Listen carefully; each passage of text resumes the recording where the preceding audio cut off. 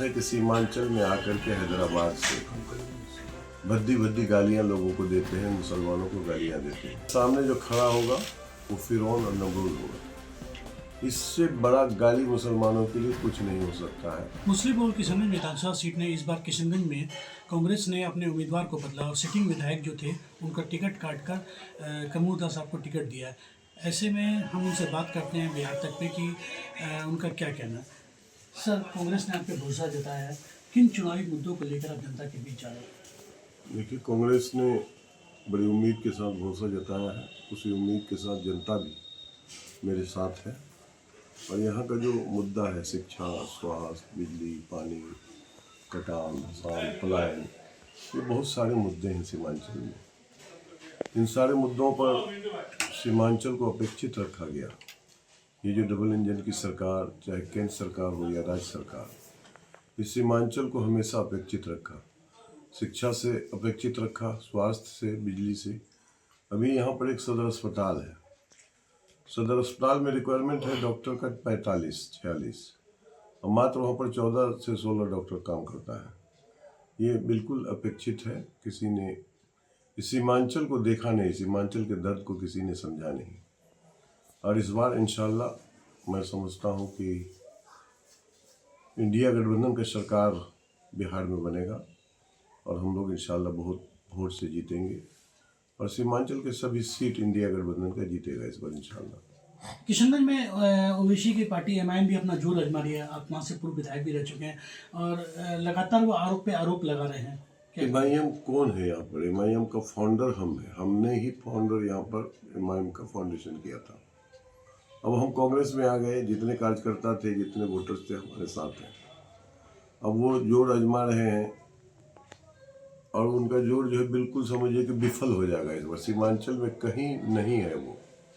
सबसे बड़ी बात है कि सीमांचल में आकर के हैदराबाद से भद्दी भद्दी गालियां लोगों को देते हैं, मुसलमानों को गालियां देते हैं। बैरिस्टर असदुद्दीन ओवैसी बड़े लीडर हैं, मानता हूँ मैं, ठीक है, लेकिन इस तरह का ओछल बातें और भद्दी गालियां मैंने नहीं देना चाहिए उनको। यहाँ के लोग बड़े सीधे हैं। इस सीमांचल के लोग सीधे साधे लोग हैं, मेहमान नवाजी करते हैं और इज्जत करना जानते हैं। यहाँ आकर के बोलते हैं, यहाँ आकर के बोल रहे हैं कि हमारे सामने जो खड़ा होगा वो फिरौन और नमरूद होगा। इससे बड़ा गाली मुसलमानों के लिए कुछ नहीं हो सकता है। फिरौन नमरूद कहते हैं यहाँ के मुसलमानों को बैरिस्टर असदुद्दीन ओवैसी। इस बार सीमांचल के लोगों ने पूरा ठान लिया है। इस बार उनको बोरिया वस्त्र बांध करके हैदराबाद भेज देंगे। दोबारा सीमांचल में वो दिखेंगे नहीं। किशनगंज विधानसभा क्षेत्र में लगातार चुनावी जंग तेज हो रही है और लोग मर्यादा भूल जा रहे हैं। ऐसे क्यों हो रहा है? वही तो, लोग मर्यादा भूल जाते हैं, आकर के जो है इस तरह की गालियां देते हैं। मैं तो समझता हूँ कि ये भारतीय जनता पार्टी, सबसे बड़ा गालीबाज पार्टी भारतीय जनता पार्टी। एक हमारे यहाँ पर जो है दिलीप जायसवाल जी, डॉक्टर दिलीप जायसवाल, बड़े लोगों ने इज्जत किया, सम्मान किया। यहाँ के जनप्रतिनिधियों ने उसको वोट दिया, वोट दे करके विधान पार्षद बनाया। अब वो बिहार के अध्यक्ष बने हुए हैं। उन्होंने भी आकर के उन्होंने कहा है, देखे होंगे आपके, हमारे पास तो इतनी गालियाँ हैं कि गाली का डिक्शनरी है मेरे पास। और सम्राट चौधरी भी कहते हैं कि विधानसभा में मैं इतना गाली दिया हूँ कि मेरा नाम चर्चा पर है। तो ये सबसे बड़ा गालीबाज पार्टी भारतीय जनता पार्टी। और दूसरा गालीबाज पार्टी AIMIM की पार्टी। उसी तरह से बैरिस्टर असदुद्दीन ओवैसी भी यहाँ के सीमांचल के मुसलमानों को गालियाँ देते हैं और उनके जो समर्थक हैं वो लोग तो फेसबुक और व्हाट्सएप में गालियों का बौछार करते हैं, जो किसी भी तरह से अच्छा बात नहीं है। और ये लोग रहने वाले जो हैं सब ये विदेश में रहते हैं, सब विदेश में रहते हैं और विदेश से फेसबुक और व्हाट्सएप चलाकर गालियां देते हैं सीमांचल के लोगों को।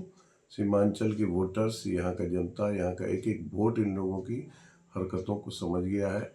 अब यहाँ पर इन लोगों का चलने वाला नहीं है। इस बार बुरी अवस्था समेट लेंगे, हैदराबाद चले जाएंगे। लगातार देखिए चुनावी सभा में एक मुस्लिम सुरजापुरी आरक्षण और एक एमयू का मुद्दा छाया हुआ है, इस पे क्या कहेंगे? एएमयू सबसे बड़ी बात है कि 2012 में माननीय सोनिया गांधी जी राष्ट्रीय अध्यक्ष थी कांग्रेस की, और यहाँ के एमपी मौलाना सरोवर का कासमी साहब मरहूम थे। 2012 में एएमयू का शिलान्यास किए और एक उम्मीद जगी लोगों में, यहाँ के गरीबों में, मजदूरों में, किसानों में, कि अब हमारे यहाँ पर घर का आदमी खा करके आईएएस आईपीएस बनेगा, डॉक्टर बनेगा, इंजीनियर बनेगा। इस उम्मीद पर पानी फिरता हुआ दिख रहा है। और उस समय 10 करोड़ रुपया फंडिंग किए यूपीए 2 की सरकार, उससे बाउंड्री वाल हुआ।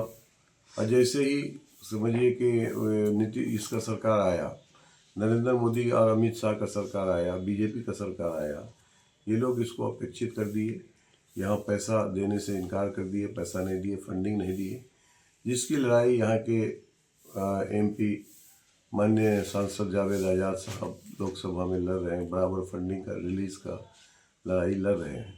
और इस बार उम्मीद है कि अगर लोगों ने, जनता ने सहयोग दिया, वोट दिया, किशनगंज से जीत के गए और बिहार में सरकार भी बदलेगा, जिस तरह से लोकसभा में एमपी साहब लड़ाई लड़ रहे हैं जावेद आज़ाद साहब, उसी तरह विधानसभा में मैं भी चुनाव इस फंड के लिए लड़ाई लड़ूंगा। और एएमयू यहाँ का बड़ा मुद्दा है, यहाँ पर फंड हो, एएमयू बने, ये सारा मुद्दा है। इन मुद्दों को लेकर के शिक्षा, स्वास्थ्य, बिजली, पानी काफ़ी मुद्दा है, जिसको बिहार में अपेक्षित रखा गया है बिहार सरकार की तरफ से।